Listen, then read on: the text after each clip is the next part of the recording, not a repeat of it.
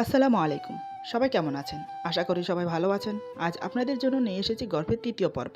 আশা করি গল্পটা আপনাদের ভালো লাগবে। তাহলে চলুন শুরু করা যাক। এখন বুঝেছো কিসের শোধ নিলাম? এখন লক্ষ্মী মেয়ের মতো ডাইটা দাও। এই বলে আমি ওর দিকে এগিয়ে যাব। অমনি সে আবার দৌড় দেওয়ার ব্যর্থ চেষ্টা করলো। আমি ধরে ফেলি। হঠাৎ তিশাকে ধরতে গিয়ে আমি তিশাকে নিয়ে একদম দেয়ালে চেপে যাই। তিশার পিঠ থেকে যায় দেয়ালে আর আমি ওর সামনে থেকে চেপে ধরে আছি। আসলে ধরতে গেলে তিশাকে আমি জড়িয়ে ধরে আছি। বেকায়দায় আমার হাত দুটো তেষার কোমরে চলে গেছে। তাই আমি তেষার কোমর ধরে আছি। তেষার হাত দুটো ওর পিছনে ডায়েরি লুকোতে ব্যস্ত। ওর বুকের সাথে আমার বুক মিশে একাকার হয়ে গেছে। তেষার মুখের গরম নিঃশ্বাস আমার বুকে পড়ছে। এক পর্যায়ে বলতে গেলে আমরা আলিঙ্গনবদ্ধ অবস্থায় আছি। তিশা লজ্জায় মাথা নিচু করে মুখ লুকোনোর চেষ্টা করছে। এছাড়া আর কিছুই করতে পারছে না। কারণ আমি তাকে চেপে ধরে দাঁড়িয়ে আছি। যতক্ষণ পর্যন্ত না আমি না ছাড়বো ততক্ষণ পর্যন্ত সে যেতে পারবে না। আমি তো ছাড়বই না, কারণ আমার যে ডায়েরি চাই। এভাবে কয়েক সেকেন্ড কেটে গেল। আমি কিছু না বলে ওর দিকে তাকিয়ে আছি। তিশা বাধ্য হয়ে বলে, কত সময় এভাবে ধরে রাখবে? লাগছে তো আমার। আমি বললাম, ছেড়ে দেব, আগে ডায়েরি দাও। অবশেষে তিশায় ডায়েরি দিতে বাধ্য হলো। আমি খুশি মনে রুমে চলে গেলাম। তিশার খুব ভালো লাগছে দুষ্টুমি করতে পেরে। সে খুশি মনে রান্নাঘরে চলে গেল। আসলে এটা নীল ডায়েরি না, যেটা আমি কাল দেখেছি। এটা অন্য একটা ডায়েরি। তিশা মনে মনে ভাবছে, আল্লাহ যা করে ভালোর জন্যই করে। ভাগ্যিস আজ নীল ডায়েরিটা লিখতে বসেনি, তবে এই ডায়েরির মাঝেও ওকে নিয়ে কিছু লিখেছি। সেটা পড়লে না জানি কি ভাবে, মনে মনে ভয় হচ্ছে। এমনিতেও ও আমাকে ভালোবাসে না। না জানি ডায়েরি পড়ে কি করে, মনে মনে এসব নিয়ে টেনশন করছে তিশা। আমি অফিসে আসার সময় তিশার লেখা ডায়েরিটা নিয়ে আসলাম। পাগলি মেয়েটা কি কি লিখে একটু পড়ে দেখার জন্য। আমাকে নিয়েই কিছু লেখে না অন্য কোনো মানুষ ওর জীবনে ছিল, আজ জানা যাবে। অফিসে এসেছি অনেক সময় হলো, প্রায় সব কাজ শেষ। আর কিছু কাজ আছে যা পরে করলেও চলবে। ব্যাগ থেকে তিশার লেখা ডায়েরিটা বের করলাম। মনের মধ্যে অনেক কৌতূহল কাজ করছে। যেই না ডায়েরি খুলে পড়া শুরু করব, সেই সময় আব্বু চলে আসলো। কিছু প্রয়োজনীয় কথা বলে চলে গেল। এবার ডায়েরি পড়ে দেখি। আমি ডায়েরিটা খুলেই চমকে উঠলাম। ডায়েরিটার নাম মুরাদ তোমাকে ভালোবাসে। বিরাট আকারে একটা ধাক্কা খেলাম। ভেবেছিলাম ডায়েরিতে ওর অতীতের কোনো মানুষের কথা লেখা আছে, তাই এত আগ্রহ করে নিলাম। আর এখন দেখি ডায়েরিতে আমার ভালোবাসার কথা লেখা। নাকি মুরাদ নামের অন্য কেউ ছিল? যাই হোক, পড়ে দেখতে হবে। এখন পেজে লেখা, প্রিয় মুরাদ, ডায়েরিতে শুধু তোমার প্রতি ভালো লাগাগুলো লিখে রাখবো। জানি তোমার চোখে এই ডায়েরি কোনোদিন পড়বে না। যদি কোনোদিন খুঁজে পাও তবে বুঝতে পারবে তোমাকে নিয়ে কত স্বপ্ন বুনি। ভাবছো সামনাসামনি নাম ধরে বলি না, আর এখানে নাম ধরে বলছি কেন? ভাবারই কথা, উত্তর না হয় নাই পেলে। ভালোবাসি শুধু তোমায়। এটুকু পরে আবার এক ধাক্কা খেলাম। তবে পরে বেশ ভালোই লাগছে। একটা মেয়ে আমাকে ভালোবেসে কিছু লিখেছে, সেটা পড়তে ভালো লাগবে না সেটা হতেই পারে না। গভীর আগ্রহ নিয়ে পরের পেজে গেলাম। ২ নং পেজে লেখা, তোমার মুখের হাসিটা চাঁদের থেকেও সুন্দর, কিন্তু মুখটা এমন গোমরা করে রাখো কেন? ৩ নং পেজে লেখা, এত সুন্দর করে পাগড়ি পরে চলাফেরা করলে যে কোনো মেয়ে তোমাকে পেতে চাইবে। আমি তো আর তাদের থেকে আলাদা নই। ৪ নং পেজে লেখা, তোমার দেয়া চুড়ি, কানের দুল, পায়ের তোড়াগুলো সত্যিই অসাধারণ। এত সুন্দর জিনিস আমি আগে ব্যবহার করিনি। তোমার পছন্দ আছে বলতে হয়। ৫ নং পেজে লেখা, তোমাকে হাতে করে ভাত খাওয়াতে সত্যি মজা লাগে, কিন্তু কেন তা জানি না। এভাবে আরও অনেক কিছু লেখা। সবগুলো পরে আমার বুকের বাম পাশে কেমন জানি লাগছে। খুব ঘামাচ্ছিলাম। তিশার প্রতি আজ অন্যরকম অনুভূতি হচ্ছে। এতদিন তিশার আচরণে আমার মনে কোনো প্রভাব ফেলেনি, কিন্তু আজ হঠাৎ এমন অদ্ভুত অনুভূতি হচ্ছে। মেয়েটা আমাকে এত ভালোবাসে আর আমি ওর সাথে কি নিষ্ঠুর ব্যবহার করি। তিশার প্রতি এবার একটু আকৃষ্ট হয়ে পড়লাম। কোনো কারণ ছাড়াই আজ অফিস থেকে চলে এসেছি। তিশা কলেজ থেকে আসতে আরও ২ ঘন্টা সময় লাগবে। ফ্রেশ হয়ে বিছানায় শুয়ে আছি। বাইরের পরিবেশ দেখছি। গাছে একজোড়া পাখি এসে বসেছে। অনেক সময় ধরে বসে আছে। পাখিগুলো দেখতে অনেক সুন্দর। কিচিরমিচির ডাকে মন জুড়িয়ে যাচ্ছে। এমন একটা পরিবেশ সবার ভালো লাগে। কিন্তু আজ বারবার শুধু তেষার লেখার ডায়েরির কথাগুলো মনে পড়ছে। কোনোভাবেই বুঝতে দেওয়া যাবে না ওর প্রতি আমি দুর্বল হয়ে পড়েছি। ৭ পাঁচ ভাবতে ভাবতে ঘুমিয়ে পড়ি। হঠাৎ বৃষ্টির শব্দে ঘুম ভেঙে যায়। বাইরে দিকে প্রচণ্ড ঝড় হচ্ছে। দীর্ঘ সময় হলো কারেন্ট নেই। রাত অনেক হয়েছে। টেবিলের দিকে তাকিয়ে দেখি ডায়েরিটা নেই। মনে হয় তৃষা নিয়ে গেছে। কিন্তু আজ তৃষার কোনো সারা শব্দ নেই কেন? কোথায় আছে বুঝতেও পারছি না।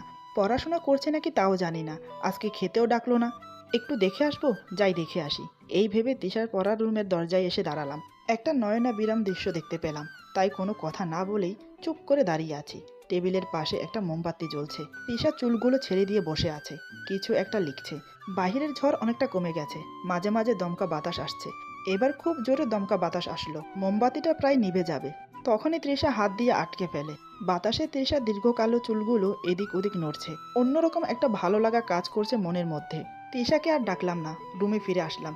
ল্যাপটপ নিয়ে কিছু অফিসিয়াল কাজ করছিলাম। কাজে মন বসছে না কোনোভাবেই, তাই আবার গেলাম তৃষাকে দেখতে। এভাবে 3বার তিশার রুমে গেলাম।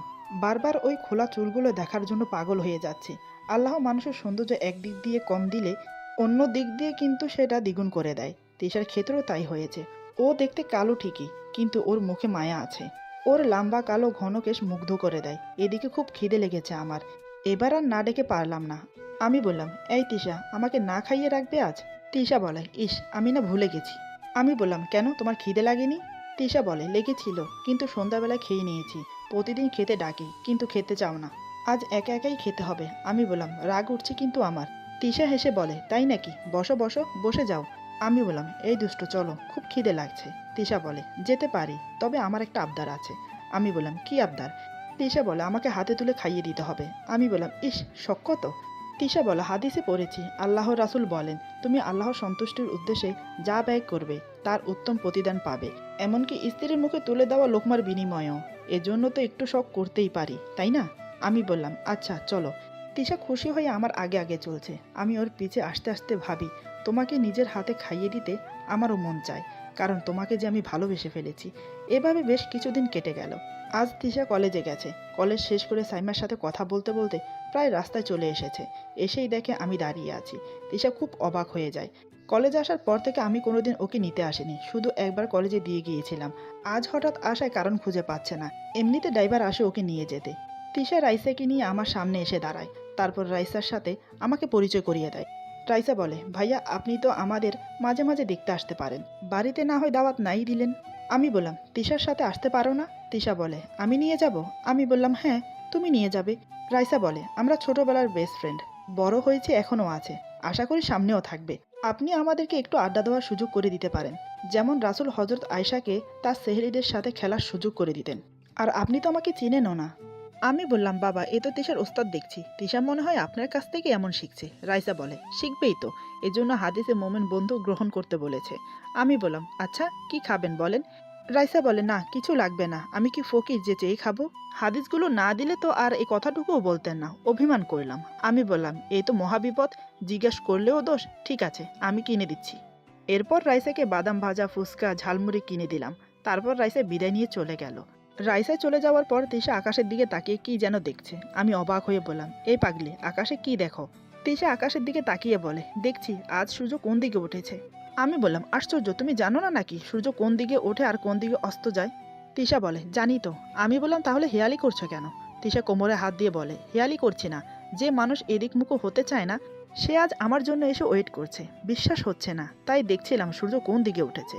আমি ওকে রাগানোর জন্য বললাম, আমার বয়ে গেছে তোমার জন্য ওয়েট করতে, এদিকে একটা কাজ ছিল তাই এসেছি। ভাবলাম তোমাকে নিয়ে একসাথে বাসায় ফিরি, তাই আসায়। এখন বলো, কি খাবে? তিশা গাড়িতে উঠে বসে বলে, কিছু খাবো না। বুঝতে পারলাম অভিমান করেছে। আমি মুচকি হেসে বললাম, এই, অভিমান করেছো বুঝি? তিশা বলে, না। আমি বললাম, তাহলে মুখ কালো করে বসে আছো কেন? তিশা বলে, কিছু না, এমনি। আমি আর রাগ ভাঙানোর চেষ্টা করলাম না, ওর পাশে গিয়ে বসে পড়ি। এভাবে রাগ অভিমানের পালা চলতে থাকে আমাদের মাঝে। আজ কয়দিন ধরে মেয়েটার আচরণ সুবিধার লাগছে না, ঠিকমতো কাছে আসে না, আগের মতো আর আবদার করে না। সামনে পরীক্ষা, তাই হয়তো, নাকি অন্য কিছু। আজ দুপুর থেকে একবারও কাছে আসেনি। সকালে বকেছিলাম, এজন্য হয়তো। পড়ার রুমে থেকেও কোনো শব্দ আসছে না। যাই, একটু দেখে আসি। রুমের দরজায় এসে দাঁড়িয়েছি, ভিতরে অন্ধকার। আস্তে করে দরজা খুলে দেখি তিশা জানলার পাশে চুলগুলো এলোমেলো করে দাঁড়িয়ে আছে। ভালোই লাগছে দেখতে। ফ্যানের বাতাসে পর্দা উঠছে, সাথে মাথার খোলা চুলও। কিন্তু ওর মুখের দিকে চোখ পড়তেই বুকের বাম পাশে ব্যথা করে উঠল। জানালার গ্রিল ধরে আছে ঠিকই, কিন্তু চোখ দিয়ে অঝরে পানি পড়েছে। বাহিরের চাঁদের আলোয় খুব ভালো করেই বোঝা যাচ্ছে, কিন্তু এ কাঁদছে কেন? আমি সকালে বকেছিলাম, এজন্য হয়তো। আস্তে করে পাশে গিয়ে দাঁড়িয়ে পিছন থেকে জড়িয়ে ধরলাম। এমন একটা আচরণ হয়তো তিশা কল্পনার বাহিরে ছিল। অপ্রস্তুতভাবে বলে উঠল, কে? আমি বললাম, আমি মুরাদ। তিশা ভয় পেয়ে বলে, তুমি? আমি বললাম, কি হয়েছে, চোখে পানি কেন? তিশা বলে, না, এমনি। আমি বললাম, বিছানায় বসো, এবার বলো কি হয়েছে। তিশা বলে, না, তেমন কিছুই না, এমনিতেই। আমি বললাম, আমাকে মিথ্যে বলো না, সত্যি করে বলো কি হয়েছে। তিশা চুপ করে আছে। আমি বললাম, সকালে বকেছিলাম তাই। তিশা বলে, না। আমি বললাম, তবে? তিশা বলে, মন খারাপ তাই। তিশার কথা শুনে রাগ হচ্ছে, কিন্তু রাগ কন্ট্রোল করলাম। আমি বললাম, তোমার কি হয়েছে সেটা না বললে বুঝতে পারছি না তুমি কেন কাঁদছো। আমি কি ভেবে নেব যে তুমি আমার আচরণে কাঁদছো? তিশা বলে, আসলে সেটা না। আমি বললাম, তাহলে? তিশা বলে, মা বাবার কথা খুব মনে পড়ছে। আমি বললাম, ও, এই বিষয়, আগে বললেই পারতে, নিয়ে যেতাম। চলো দুজন মিলে কাল যাই তাহলে। তৃষা বলে, সত্যি? আমি বললাম সত্যি যাব। তিশার মুখে একটু হাসি ফুটেছে, মন খারাপ হবারই কথা। যে বাড়িতে 18-19 বছর কাটিয়েছে সেই বাড়ি ছেড়ে থাকতে কষ্ট হওয়াটাই স্বাভাবিক। আমি নিজেই নিজের রুম ছাড়া ঠিকমতো ঘুমোতে পারি না। কোল বালিশ না পেলে একা একা মনে হয়। সেখানে তিশা 18-19 বছর কাটানোর ভালোবাসা ভুলে এই বাড়িতে আমার অত্যাচার সহ করছে। ভাবছি আর এমন করব না। সকালে শ্বশুরবাড়ি যাওয়ার জন্য রওনা দিলাম। ভালোই লাগছে। এবার একটু অন্যরকম ফিলিংস কাজ করছে। আমি আর তিশা পাশাপাশি বসেছি। ড্রাইভার গাড়ি চালাচ্ছে। কিছুক্ষণ পর তিশাদের বাড়িতে চলে আসি। এভাবে না জানিয়ে আসায় তিশার আব্বা আম্মু অবাক। আমি এসেই সালাম দিলাম। অবশ্য এটা তিশা শিখিয়ে দিয়েছে। পুরো বাড়িটাই ফাঁকা। ওর আব্বুর শরীরটা খারাপ। অনেক সময় বসেছিলাম। বেশ খুশি হয়েছে। সকাল থেকে আমি আর তিশা একসাথেই ছিলাম। অনেকদিন পর একসাথে এত সময় কাটিয়েছি। তিশার আম্মু খাওয়ার জন্য ডাকলো। আমার যেতে লজ্জা হচ্ছে, তাই যেতে চাইনি। তাই তিশা এক এক করে 7-8 রকমের খাবার নিয়ে আসলো। আমি তো পুরোই অবাক। আমি বললাম, এই তিশা। তিশা বলে, কি? আমি বললাম, এত কিছু আয়োজন কেন? তিশা বলে, তাতে কি হয়েছে? মেহমানদারি করা হচ্ছে, বুঝেছো? আমি বললাম, তাই বলে এত কিছু? তিশা বলে, মেহমানদারি করা সুন্নত। আমি বললাম, অনেক কথা হয়েছে, আমাকে খাইয়ে দেবে আর হাদিস বলবে, খিদে পেয়েছে অনেক। তিশা বলে, খাইয়ে দেব? আমি বললাম, দেবে। কত নেকি হয়, তাই না? তিশা মুচকি হেসে বলে, ঠিক আছে, কোনটা আগে দেব? আমি বললাম, যেটা ভালো হয়। তিশা খুশি মনে আমাকে খাইয়ে দিচ্ছে। আমি খাওয়ার মাঝে ইচ্ছে করে হাতে একটা কামড় দিলাম। তিশা বলে, ইস, লাগে তো। আমি হেসে বললাম, এই শোনো, এত কিছু রান্না করতে নিষেধ করবে, বুঝলে? তিশা বলে, পারবো না বলতে, এত কিছু রান্না হবে। তারপর হাদিস বলা শুরু হলো। আমি বললাম, ওরে বাপরে, হয়েছে, এবার থামো। আর আম্মুকে বলে দিও আমি কাল থেকে সবার সাথেই খাবো। তিশা মুচকি হেসে বলে, ঠিক আছে। বিকেলের দিকে প্রচুর বৃষ্টি হচ্ছে, অবিরাম বৃষ্টি। থামার কোনো নামই নেই। চারিদিকের পরিবেশ শান্ত। জানালার পাশে বসে বসে বৃষ্টি দেখতে আর ভালো লাগছে না। আমি তিশাকে ডাকলাম, তিশা, এই তিশা। তিশা এসে বলে, ডাকছো কেন, কি হলো? আমি বললাম, এই চলো বৃষ্টিতে ভিজি। তিশা বলে, না না, ভেজা লাগবে না, শরীর খারাপ হবে। আমি বললাম, ধুর, কিচ্ছু হবে না, চলো। তিশা বলে, আরে না, জ্বর আসবে, ভেজা লাগবে না একদম। আমি বললাম, চুপচাপ চলো তো। এই বলে হাত ধরে নিয়ে বাড়ির ছাদে চলে গেলাম। আহা, কি বৃষ্টি, শান্ত পরিবেশ, ভিজছি দুজন। তিশার পুরো শরীর ভিজে গেছে, মুখে মুসকি মুসকি হাসি। চুল বেয়ে বেয়ে পানি পড়ছে, চুপচুপে ভেজা শরীর, অন্যরকম একটা অনুভূতি হচ্ছে। দিন দিন তিশার প্রতি আকৃষ্ট হয়ে যাচ্ছে। অনেক সময় এক পলকে তাকিয়ে আছি তিশার দিকে। তিশা বলে, এভাবে তাকিয়ে আছো কেন? আমি বললাম, কই? তিশা বলে, আর ভেজা লাগবে না, চলো। আমি বললাম, না, মোটেও না, আর একটু ভিজি। তিশা বলে, না, একদম হবে না, বেশি ভিজলে শরীর খারাপ হবে। এই বলে আমার হাত ধরে টানতে যাবে, হঠাৎ সেলোয়ারে পা আটকে আমাকে নিয়ে পড়ে যায়। আমি উপরে, তিশা নিচে। আমিও পড়ে যাওয়ার ফায়দা উঠালাম, তিশাকে জড়িয়ে ধরে। নিজের ইচ্ছায় ঠোঁট দুটো নিজের ঠোঁটের সাথে মিশিয়ে দেই। বৃষ্টির ঝাপটার কারণে দুজনে চোখ বন্ধ করে আছি। আমি ওকে আরো শক্ত করে জড়িয়ে ধরি। তিশা বুঝতে পারছে না কি করবে। হঠাৎ করে এমন কিছু হয়ে যাবে বুঝতেই পারেনি। এভাবে আরো কয়েক সেকেন্ড কেটে গেল। তিশা নড়ে চড়ে উঠল। আমিও সম্বিত ফিরে পেলাম। মনে মনে বলে উঠলাম, হায় রে, নিজের অজান্তেই কি থেকে কি করে ফেললাম। তিশা বুঝে না যায় আমি ওকে ভালোবাসি। তাড়াতাড়ি করে ছেড়ে দিলাম। তিশা উঠে দাঁড়ায়। আমি বললাম, ইয়ে মানে, কোথাও লাগেনি তো? তিশা লাজুক মুখ নিয়ে নিচের দিকে তাকিয়ে বলে, না। বুঝতে পারলাম আকস্মিক ঘটনায় লজ্জা পাচ্ছে। আমি ওকে রাগানোর জন্য বললাম, এখানে লজ্জা পাওয়ার কি আছে? এটা একটা অ্যাক্সিডেন্ট ছিল। পা আটকে পড়ে যাওয়াতে এমনটা হয়েছে। তুমি আমার ভেবো না আমি তোমাকে ইচ্ছে করে জড়িয়ে ধরেছি, কিস করেছি। এটাও একটা অ্যাক্সিডেন্ট ছিল। পড়ে যাওয়ার পর পরিস্থিতি এমনই ছিল, যার জন্য এমনটা হয়েছে। আবার মনে মনে খুশি হয়ে যেও না, আমি তোমাকে ভালোবাসি। তিশা আমার দিকে করুণ চোখে তাকালো। আমি অন্যদিকে চোখ সরিয়ে নিয়ে বৃষ্টিতে ভিজছি। মনে হচ্ছে আমার কথা ও খুব কষ্ট পেয়েছে। গভীরভাবে বলে, অনেক হয়েছে, আর ভিজতে হবে না। আমি মনে মনে বললাম, উফ, মেয়েটা ভিজতেই দিল না। এমনিতেও 1 ঘন্টা ভিজেছে, আর একটু ভিজলেই বা কি এমন হতো। ধুর, ভাল লাগে না। কত সুন্দর একটা মুহূর্ত কাটিয়েছিলাম, সব মাটি করে দিল। কয়েকদিন থেকে আজ আমরা ফিরবো। দেশে ব্যাগ গুছিয়ে নিচ্ছে। মুখে কোনো কথা বলছে না, একদম চুপচাপ। চোখের কোণে বিন্দু বিন্দু পানি জমেছে। হয়তো মা বাবাকে ছেড়ে যেতে মন চাইছে না। বিদায়ের সময় তিশা খুব কান্না করেছে, সাথে আমার শাশুড়ি মাও। আসার সময় হাত খরচের কিছু টাকা দিলাম শাশুড়ি মাকে। উনি নিতে চাইলেন না, আমি জোর করে দিয়ে আসলাম। বিদায় নিয়ে অনেক দূর চলে এসেছি, কিন্তু এখনো তৃষার কান্না থামেনি। আমি একটু কাছে এগিয়ে গেলাম। আমি বললাম, লক্ষ্মীটি, এভাবে কান্না করো না, তুমি না ভালো মেয়ে। হাদিসে পড়েছি রাসূলুল্লাহ ইরশাদ করেন, মুসলমানদের জন্য সব খেল তামাশা নিষিদ্ধ, তবে তারা ধনুক থেকে তীর চালনা, ঘোড়া চালনা, স্বামী স্ত্রী পরস্পর রসিকতা, এগুলো ন্যায়সঙ্গত। শোনানে তিরমিজ, হাদিস 1637। আরও অনেক গল্প শোনালাম। এখন একটু চুপ করেছে, তবুও কাঁদছে। চোখের পানি মুছে দিলাম। হাদিসেও এমন করার কথা এসেছে।